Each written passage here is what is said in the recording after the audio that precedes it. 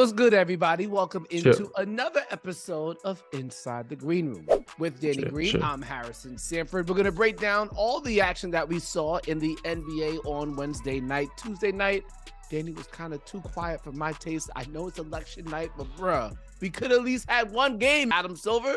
Just one Yeah, game. it was kind of Just, weak that there was no games going on. just one. I understand people got to cast their vote, but, just one would have been nice. Even still, 14 games on a Wednesday night as we get into the beginning parts of this season. A lot to break down, a lot's going on. But before we get to the game breakdown, do you have a team outside of the basketball, outside of UNC that like you feel that much of support of? And I know you've had No, teammates like Kyle Lowry was a big Kyle Lowry would rock Philly gear all year round, yeah, it's from right? Philly. You know what I'm saying? Yeah, he's from Philly. I was never raised a New York sports fan, thank God, because during my time as a kid, it was Come rough on over era, to the dark side, my bro. son. And but the New York sports teams have had good ups, like they've gotten better now. Yankees always been good, so I was a decently Yankees fan. I was more of a fan of certain players. So even when I played football, I was a fan of certain quarterbacks. When I watched certain other sports, I was a fan of certain, and certain teams of certain years, I was a fan of the underdog teams. But when I was a kid, I will say this, because me and my brother are so close in age, we play all the video games against each other. And when we did play Madden, he was always a big Cowboys fan. He loved running the ball with Emmitt Smith. I was a Niners fan when I was younger. And that was like the two, Thanksgiving, I think Yeah. those are the games we used to watch. So anytime we put the Cowboys, I was Niners, Steve Young, Jerry Rice. We had T.O. when he was younger. They had a squad, but that was Ricky the team that I would Waters, pick. I would pick that team Merton when I was playing Hanks, football. Yeah, I would pick Bryant certain Young. teams. I would have the Yeah. 49ers, and then one year it'd be like Vikings. You had Randy Moss, Dante Culpepper, a couple guys, so they had a little squad. But I was more of players fans than team fans. Question for you, and then we'll get to some basketball stuff. Let's say there's 14 games in the NBA, but there's also NFL Sunday. Let's say the NBA did what they just did today. What are you watching? Are you watching the NBA? Or are you watching the NFL? NBA. More important. NFL mostly playoffs. I stopped watching NFL as much until playoffs, like about 5 years ago, is when I kind of stopped. To be 100% with you, bro, most of the time I watch sports is for homework reasons, for homework purposes only. If I have a team we're about to face, or if I need to see if I'm scouting something, a lot of times if I'm playing and it's regular season, I'm coming home and I'm gonna say I have a rule, but it's no sports. I'm coming home to relax and keep my mind on sports and watching TV series or movies or TV shows. Unless it's a big game where it's like, oh, I want to see what this team match up against this team does. Most of the time, I'm not really watching sports unless it's for homework purposes. Hey, Daddy, nothing beats the drama of an NFL Sunday. I'm telling you right now. but I understand we could talk about that much more. Maybe later on the show we will. Let's get to hoops because I could talk about the NFL for a while. Okay, so tonight, Wednesday night, there was a bunch of games that happened. A lot of them, I don't know if they have a real long-term impact on how we view teams, but I do want to talk about a new configuration that we see in the NBA, and that is the Los Angeles Clippers. James Harden is now a member of the squad. I was in Madison Square Garden for their debut as a new starting lineup on Monday night. It looked good, but it also looked bad, and it also gave causes for concern. Under the James Harden era, they are now 0-2 on the season. Some people might say you give them a break. A road trip to New York City ain't bad, if you know what I mean.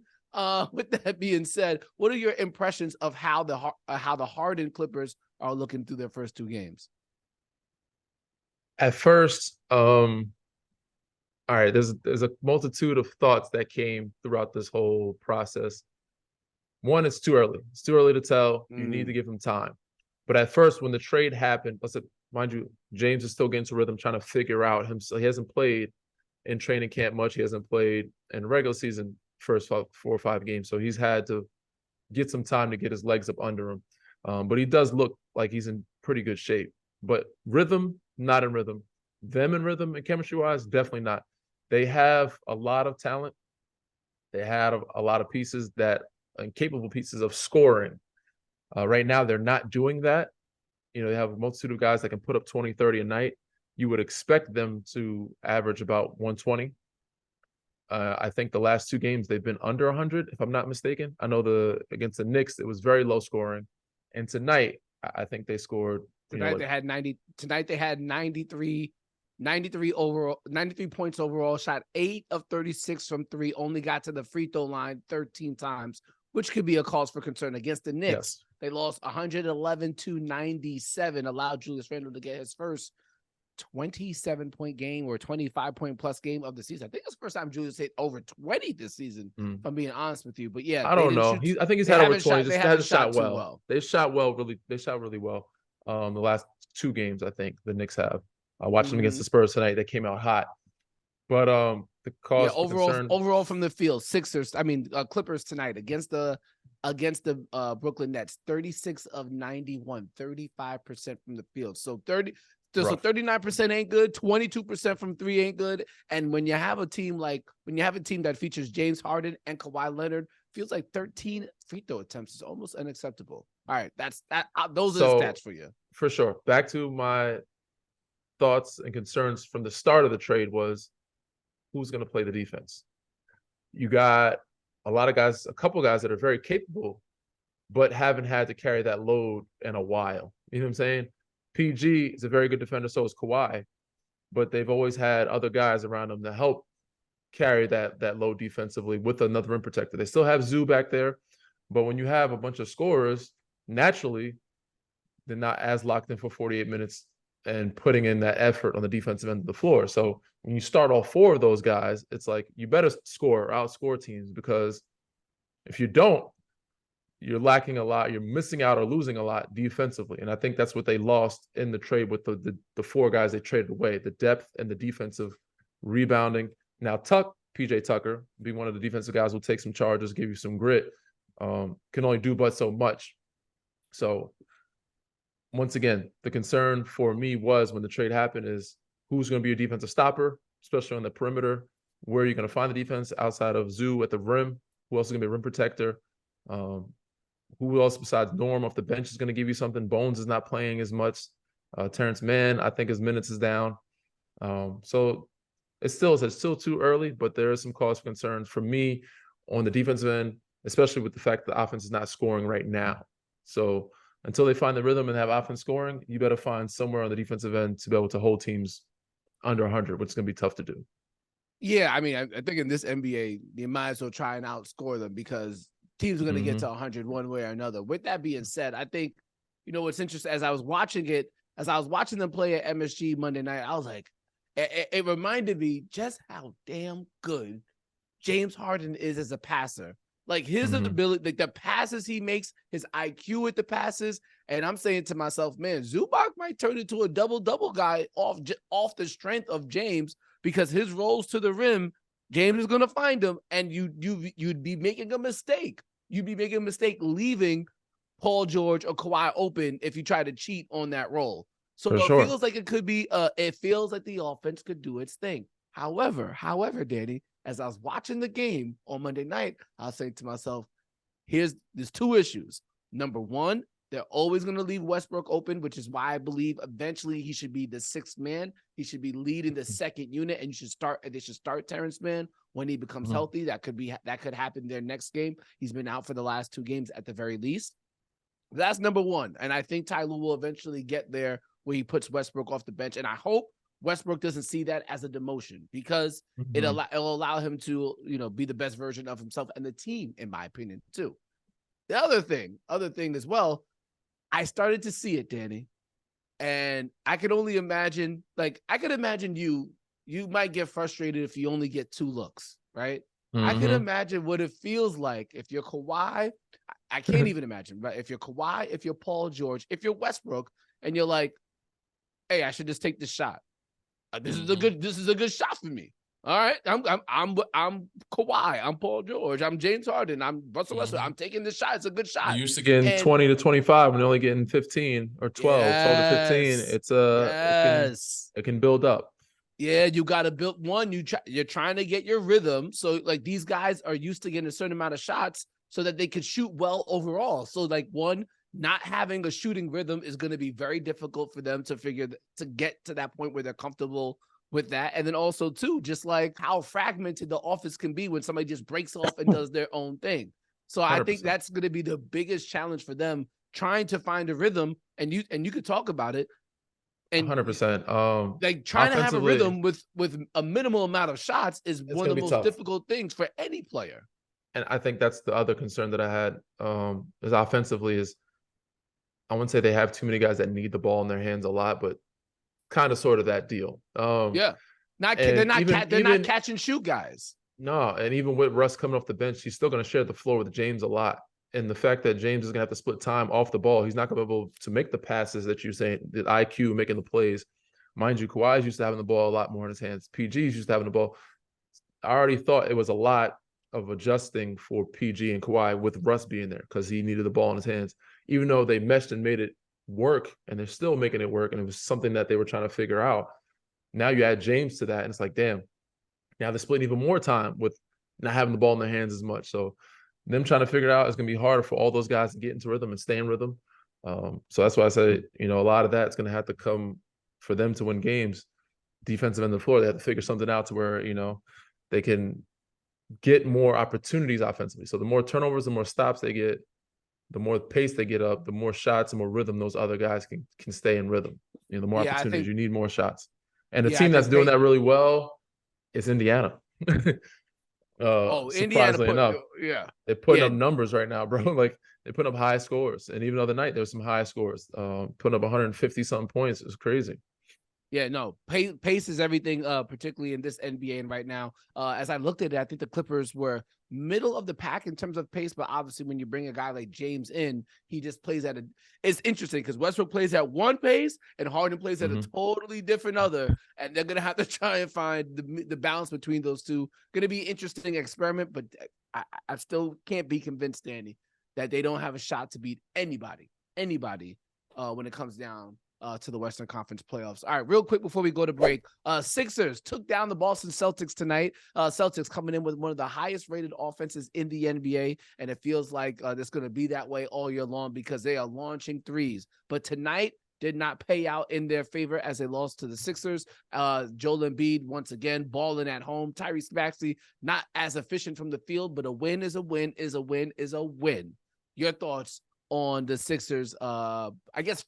Sixers' first signature win of the year. They beat the Phoenix Suns last Saturday, but no Devin Booker, no Bradley Beal. This one put some validation on how they're set up, I think. Philly can be really good when they want to be. They are deep. They have a lot of depth. Tyrese, even though didn't shoot well from three or from the perimeter, he did make a lot of floaters, and he made some big defensive plays in this game. You had 2 blocks that were pretty impactful. Joel is obviously a force, but they showed a little bit of maturity, but you could still see there was some mental lapses toward the end. There was about a 15-point lead with like 4 minutes to go, and they let Boston back in it. A couple simple turnovers, miscommunication, gave up some threes, gave up an N1, let Porzingis get hot. And actually, Porzingis had a chance to tie. Back in the day, those are the games that Philly normally probably would lose or end up going to overtime. The fact that they closed out the win and still, got it done shows some maturity. And I think some of the adjustments that Nick will make in the third and fourth quarter and the second half, they've been one of the better teams in the third quarters, which shows you his adjustments. So in that aspect, they could be one of the top teams in the East. That's a good takeaway. The way you said they're, I guess, trusting each other, moving the ball, playing free. But for Boston just had a rough night as well. So it could be a good takeaway for them that we only lost by 3 points. Jaylen Brown had a struggled night. Drew didn't play his normal game. It was a rough shooting night for them, from my understanding. I didn't look at the numbers, but that's what I saw when I watched the game. But it was a hard-fought game, and I said right now it's so early. It's hard to tell who was the best team in the league, but both teams have a lot of good things to take away from this game, which was a really good challenge. Danny, as I also obviously cover the NFL and I do a lot of NFL betting, one of the things that I look at is second half production in terms of second half scoring, second half time of possession. That's in the NFL. And I think for me, at least, is how I evaluate how good a head coach is and their ability to make adjustments. Because in the NFL, you got to make adjustments for sure. You can't just rely on the talent on the field. And you poured out something and it made me look it up. You're right. Philadelphia is damn good in the third quarter. Actually, right now, their average scoring margin in the third quarter, 6.7 points. Number 1 in the NBA. For those who care, Dallas Mavericks, Denver Nuggets, Golden State Warriors, and Atlanta Hawks, rounding out that top 5. So when you hear that, I guess you already know, you've been in that locker room and you've been with Coach Nurse. What are those second half adjustments like? And I'm assuming you're attributing how well the Sixers played in that third quarter to Nick and the staff, to developing looking at what happened in the first half and trying to understand and trying to implement new changes for the second half, as opposed to just, some people say, oh, they just played harder in the third quarter. Nah, sometimes it really has. Sometimes the credit has to. It's a combination. It's a combination of both, and obviously I think them getting Joel and Tyrese to step up the aggression in that third quarter early and just pushing them. But watching over the film, looking at the film, certain things they see that teams are doing and they make small adjustments. But in the same breath, it's like constructively criticizing to get them to, play a little harder as well. Like, all right, Tyrese, we're going to need you to, be more aggressive. To Joel, we need you to, put some pressure on the paint. But in the same breath, it's like, all right, they're playing zone. This is what we need to do. When we do this, you can find this guy. So those small adjustments give you extra 3 or 4 baskets from the jump. So I just think they come in locked in, a little more focused after that halftime and after that film session. And I think also said they play a little harder, but he's getting Tyrese and Joel to be a little more aggressive when they're coming out in that third quarter. Obviously, Joel had a 30-point third quarter the other night, which gives you a little boost in the standings. That's not going to happen every night, but if you can get him to enforce his will on the paint, it makes a big difference. Yeah, we'll definitely be talking about the Sixers throughout the entirety of the season, as I believe Joel Embiid is going to get his second MVP and go back to back with it. Maybe we'll have our MVP rankings when we come back, or maybe we'll react to Giannis getting kicked out of a game Wednesday night, or maybe we'll just react to it all. Stay tuned. We'll be right back inside the green room after the break. Back with more Inside the Green Room, one of my favorite segments, and hopefully yours too. Time to run the pick and roll, y'all. We'll talk about a couple of topics in the world of sports. We'll ask a couple would you rather questions, or just put Danny in that circumstance. So first one, Giannis Antetokounmpo got kicked out of the Bucks win on Wednesday night against the Detroit Pistons. This is after he flexed on Isaiah Stewart after dunking over him. It was his second technical of the game, so he was up and out of there. NBA Twitter's not too happy because a guy like Giannis Antetokounmpo shouldn't be getting kicked out of a regular season game, at least not for that, in my opinion. With that being said, we can talk about that in a bit. Danny, it's specifically a playoff game now. Keep this to only a playoff game. Would you rather get kicked out of a game for a technical foul or log a DNP in a playoff game? Now, you get kicked out of the game. You got to deal with the frustration of not finishing the game. You're going to lose some money. But at the same time, or you could just be sitting on the bench the whole game. And as somebody who's played a lot of playoff minutes, you might feel a certain type of way about that. What would you have to pick one? What do you take? For sure. I think this is an easy one. I'm going to go with the kicked out for technicals. At least I'm in the game to impact the game. It depends. You could have done something bad. You could have caused harm by the technical. Maybe, but at least I'm doing some type of impacting on the game. I would like to think good or bad. I would like to think my impact would be good, and at least I got to play in the game. So before I got kicked out, I got a chance to log in some minutes. Now, whether the technical is good or bad results, hopefully it riles my team up to play better. But I think I'm gonna go with getting kicked out instead of the DNP. For sure. Is there a technical that you've gotten in your career that still pisses you off to this day? There's a bunch of them. I only have, I don't think I'll have like maybe 10 or under, but there was one year where I got like 4 or 5 and they were just very, very like dumb technical. They weren't worth it anyway. They were very trivial. They were very like for dumb stuff of like small reactions because you couldn't react at all. And I'll be like, oh, it's a bad call, and I'll get a technical. If you're going to get technical, you can make it worth it. You at least get, a couple cuss words out, cuss the ref out. I didn't even get those in some of my technicals. So, yeah, no, I understand. I think, yeah, you got to log the minutes and get kicked out the game for the tech. For sure. The DNP is not where it's at. The DNP is not where it's at. No, not for sure. Even though if that technical leads to like a bucket or two, and depending on when that technical is, another team wins. No, it could be some damage for technicals getting kicked out the game for sure. I'd like to think not playing, depending on what you mean to the team, Mm-hmm. I think it'd be more harmful if you're not playing at all. At least Yeah. you're in the game for some. We don't know how long. I think Giannis played 22 minutes tonight. So at least you're playing 22 minutes. Hopefully the technicals, those 2 points don't affect or outweigh the 22 minutes that you play.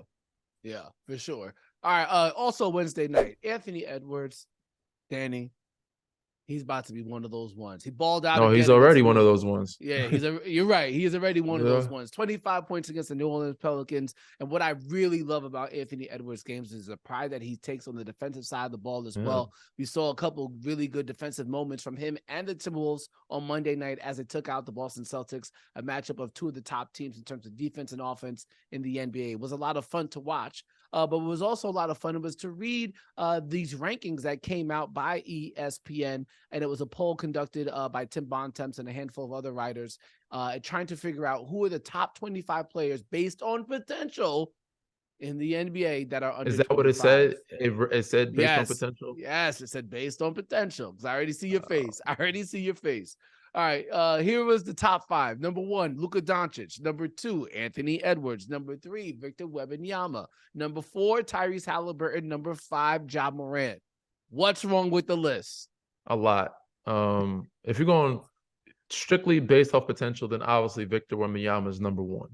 7'4", 19 years old with an upside of, sky's the limit. The moon. He has unbelievable potential. There is no limit. There is no limit there. So, but you can't make a list based off potential in my eyes. And in my opinion, for any of these lists, we cannot put any of these rookies on there unless they complete a full season in the NBA. Like we had Scoot Henderson above Russell Westbrook. We got Wembanyama in there. He does look good. That was like the top 100 rank. They put Scoot Henderson above him. Come on, man. So we just have these rookies. You can't put these rookies in here until they complete an NBA season. In my opinion, I don't think it's fair. You're putting a lot of pressure, and also you're discrediting guys that are putting work. Ain't nothing wrong with pressure, Daddy. Ain't nothing wrong with it. Nothing wrong with that. But for the more important part is you're discrediting the guys that have earned their spot to be in those places. Well, and the argument could be we saw what you got, and it's still not better than what the potential is of this guy. That's true. This guy being better than a guy that has actually made a staple of himself and put in work in this game for some of them decades. Some of these guys have done it for decades. All right. But some of these guys above top 75 guys. It's crazy. You can't tell. Yeah. So you're not talking about this. You're not talking about this list in general. You're talking about every list. You're talking about your beef with all these rankings. Well, listen. Hey, listen. It's not. There's nothing wrong with saying we've seen what you do. No, there's nothing wrong with it. We've seen what you're capable of, and it's not going to be better than what this guy projects to be. No, that's just what it is. You could look at a player and say there's something he's never going to have a jump shot. He's never going to. He has a weak left hand or weak opposite hand. He doesn't have defensive abilities to move at a certain rate, or he doesn't have a certain length. This is what he's going to project to be, even if he maxes out. And the list or these rankings say, well, this guy, yes, he hasn't played as much, but look at his measurables. Played at all. Look at his athleticism. He hasn't played at all. Look at his shooting form. He's going to project to be better. Stop, bro. Stop. So all these rankings are based off projection of what these players will be compared to. You can't. It's a mix. So it's like it's very hypocritical. You can't put guys in there that have what they've done to guys of what they might be. It's a list of what guys are. That's what it should be. This is what they are right now. If these dudes have not played yet, they can't be on the list because these other guys have shown what they are, what they can do. That's as simple as that. Now, if you're doing strictly based off potential, that's a different thing. Yeah, still wrong. There is something wrong with putting a guy ahead of a guy based off his potential of what a guy has actually done in this league and discredited it. I understand your premise, but sometimes you got to look at somebody and say, yo, that person's going to project to be better because we've seen what this person did. We know that their max doesn't matter. is I don't care. 3, and the other guy's max is an 8, regardless of how well the guy who finished at a 3 is. Can't be on the list. Can't be on the list, bro. Because everybody on the list is based off what their performance was. This guy was a 6. This guy was a 7. That's why he's here. This guy was a 3. This guy hasn't played yet. So we're just potentially saying he could be a 9, but we don't even know yet. So you can have guys that are set and guys with potential. Like You can't do it, bro. You can't mix them. It's a hypocritical list to me. I totally understand where this list is getting. This is where this guy is based off his list. They go by each season. It goes by each season. This is why this guy is at this point. Based off last season's performance, he's at number 43. This guy is based off. You can't do that, bro. Because these guys didn't have it last season. This is but that's the job of projecting. You got to project talent. You got to project how they fit, how they. That's where I have the issue because it's not a projection. It's just what they rank like. Because these guys, it's not like we're projecting Russell Westbrook to have a 40. No, it's what he was last year. This is where we're putting him as of last year. It's not a projection. It's what his results were. But then you could be projecting a decline. And you could be projecting a rise in production. I'm saying, listen, they're not doing projecting. Knock on these lists. These lists keep the internet going. They're going to continue to be if they don't change the fact that you can't keep putting guys that have not played an NBA season on them and ahead of guys that have 10, 15 years of service, 8 years of service. You can't do that when you haven't played a game. Now, if you played at least a season, okay, but all right, this guy had a really great season. I could see him being above, 200 other guys or 150. You know what I'm saying? I did a show with your guy, John Henson, former UNC hooper, played 9 years in the league. Did it today actually on Stadium Network. You guys can watch every day at 3 p.m. Eastern. Sometimes Shams Charania pops up to break some news. So I was talking to him, and we actually did a ranking of the top number one picks since 2019. And I put Anthony Edwards at number 1, and I put Wembamyama number 2. He's still since 2019. Since 2019. So you have Cade Cunningham is also there. Paolo Banchero is there. And Zion Williamson. So it's Zion, Anthony Edwards, Wemby, Cade Cunningham, and Paolo Banchero. And I had Anthony Edwards number 1. I had Wemby number 2, and I put I forget. I think it's a bad list. I put Banchero at number 5, and it's a bad list. I think the same vibe you're about to be on. It's a bad list. He put Wemby at number 5. I'm like, bro, I don't need to see 25 games or 50 games of Wembanyama to know he's a better number 1 pick than Cade Cunningham. No, you. What are we doing here? Why do? Yes, you do. Oh my God! Yes, you do. It's the former players who feel this way. Because Cade have to be able played a couple years and he actually averaged. He played 1 year. He didn't play last year. He played 1 year. He played part of the year, but he averaged he almost rookie of the year his first year. He came back and was averaging 20, 30. He's getting 30 points a night. If Wemby does what he's doing right now, that's not gonna. That's why you can't. It's a bad list. You can't go off of if. If was a fifth, we all be drunk, Harrison. He's number 5, and Henson had it right. He knows the game, bro. You can't put guys ahead of guys that haven't played a full season. Yes, you need to see you hoopers just feel a certain type of way. Yeah, it's just you guys are gatekeeping. You don't want to let the young bulls in. That's all that is. You don't want to let the young bulls in. Imagine if Anthony Bennett had one great year. All right, well, you know what I'm saying, come on, bro. You don't know what Wemby's gonna be. Yeah, he has a lot of potential, but you don't know what's gonna happen after you. He could turn into Bol after 1 year. Moving on. All right. Then what? Your prediction looks crazy. All right. Let's stick with the college theme for a little bit because I mentioned your guy John Henson. In the world of sports, college football now, Michigan could be under some immense punishment here for an alleged sign stealing scandal. A big controversy in the Big Ten in the world of college football.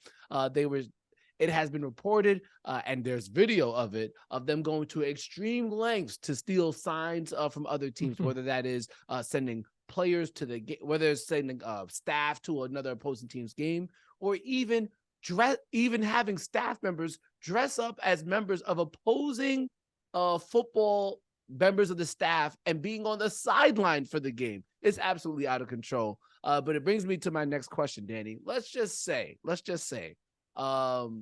when you went to UNC, let's just say you got paid. Now you could get paid now, NIL is legal, but when back in your day it wasn't. So let's just say you got $1 million to play basketball at the University of North Carolina. $1 million. And you still have your title. Let's say it comes out right now, 2024 or 2023 headline, tomorrow's headline. Danny Green, winner of NCAA title with North Carolina, had a $1 million payment to sign to the Tar Heels. And they said, you can either give back the money or you can keep your 2009 NCAA title. What do you do? So question, if I give back the money, does it still become a headline? Do people still know about it? Oh, it's already a headline. It's already a headline. Headline's already out. You're so already people cooked. are already going to think that I'm cheated and that I don't deserve the 2009 championship is what you're saying. Well, I mean, they'll say you got paid to win it. They're not going to say like you cheated. Cheating in the sense that you accepted money, but not in the sense that you cheated, like you weren't stealing signs, like apparently the University of Michigan was. I'm just saying you cheated because you got money. So either you can give the money back and keep your title. Yes. Given my situation, I'm giving the money back. Now that may not be the case for everybody. I've been fortunate and lucky enough to play a good amount of years after in an NBA and make a good amount of salary. So I would be able to give back that money and be okay. Now, for other players, North Carolina 2009 title is worth $1 million. At this point in my career, I think, yeah. So you're saying if I give back, hey, I need a load. If I give back, hey, bro, if I don't give back the money, then I'm no longer a 2009 champion. Danny, I know you've made some money in your career. I'm no longer $1 million to still be seen as an NCAA champion. Listen here, H. I'm already giving the school some money. You think you forget that I'm already giving the school some money back, bro? Without giving back a damn championship, they're already getting bread from me. So yes, to keep my ring, I've been fortunate enough to make a good amount of money in my career, to where that means more to me of being a champion than that money. Now, the situation now, if I didn't play 15 years in the league, 10, 15, over a decade in the league, and I didn't make that much money, then I'd probably have to say, you know what? You guys can keep the ring. Here's the ring. I'm keeping the money. I'm not paying you back. This money, yeah. But I said I've been fortunate enough to where I've been able to either give back money to my school without having to be, stressed about it. Okay. Hey. All right. Now, don't get me wrong here. Guys, let me say something. Let me give you something. There's no scenario.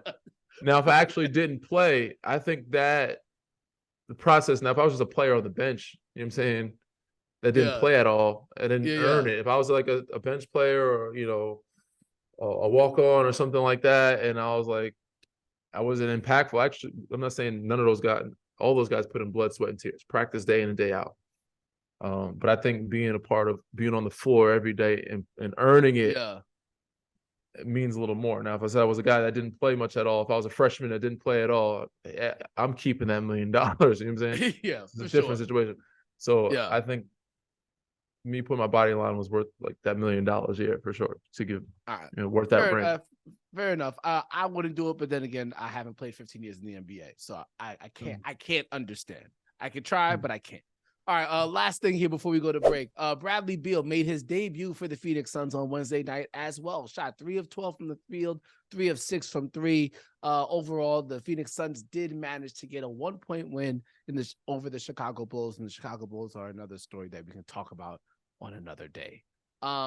With that being said, we still have not seen the big three yet for the Phoenix Suns. Bradley Beal, Devin Booker, Kevin Durant have not all been on the same court at the same time so far in this season. Before we go to break, Danny, can you make your best big three based on the current NBA roster availability? Yes. Any big three, not one that exists right now. Your ideal big three and why? I put together my own. Yes. All right. I'm going with Steph Curry at the 1.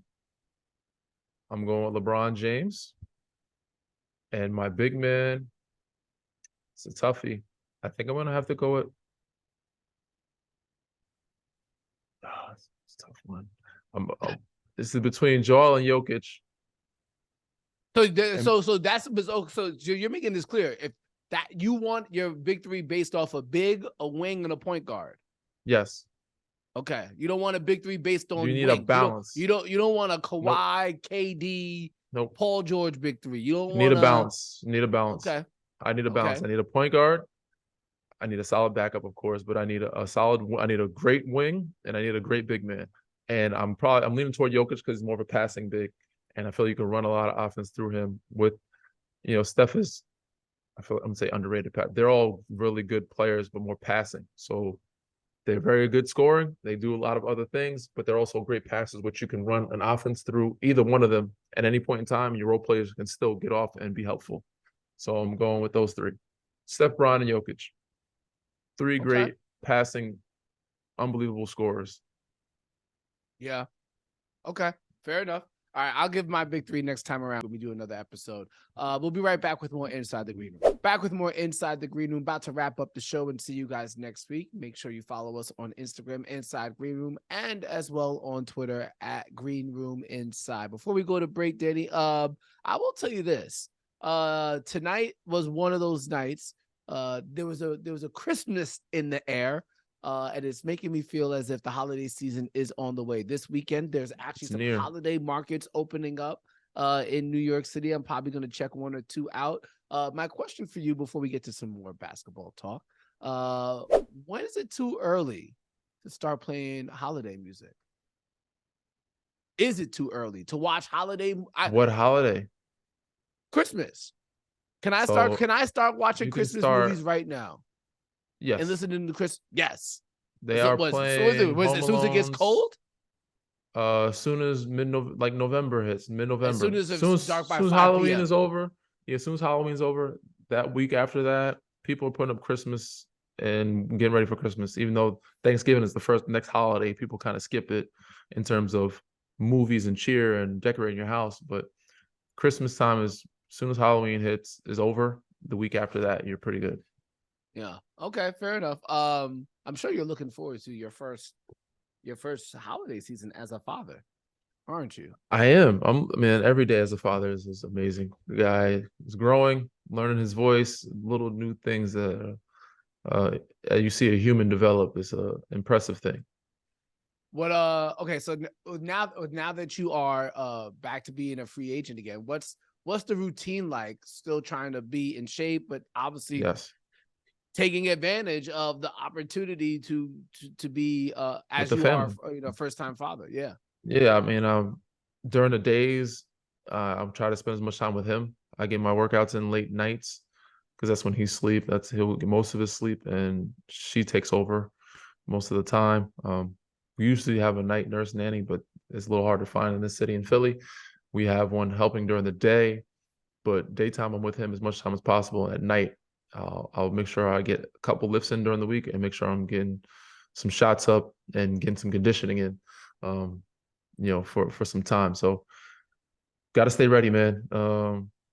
It's a little, I won't say disheartening, but strange seeing some of these young guys like Terrence Ross talk about retirement and, certain guys at home not getting the calls and knowing that, my body, I know these guys have more left to give in their bodies. So I just don't want that to ever creep in mentally.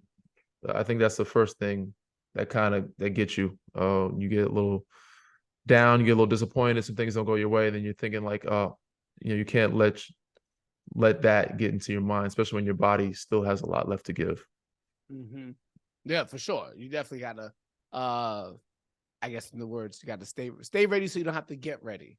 For sure. You gotta stay mentally tough during these times. Yeah, for sure. And even with that being said, though, even if something were to happen in the next 24, 48 hours, I know you have some respects you want to pay this upcoming weekend. So even if something were to happen, it would probably take some time as you have some personal reasons as you'll be off the grid. Not necessarily off the grid, but not available to hoop in the next 24, 48 hours, it would seem. For sure.